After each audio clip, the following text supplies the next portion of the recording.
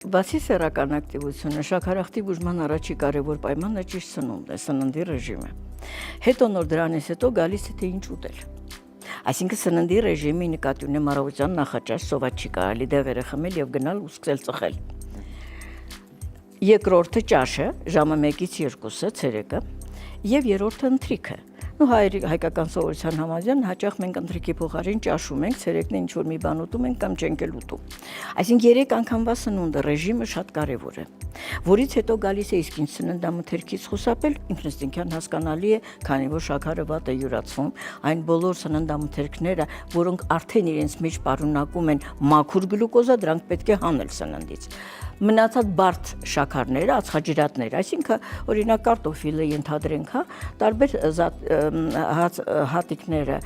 ոսպը, սիսեռը, գարոխը եւ այլն, այս բոլորը ոլորը, լոբին, այս բոլորը իրենց մեջ արդեն պարունակում են ածխաջրատ, բայց բարդ ածխաջրատ, այսինքն դրանց յուրացման համար դեռ ժամանակ է հարկավոր։ Ուրեմն սննդից հանեցինք այն ամեն ինչ, որ քաղցր է։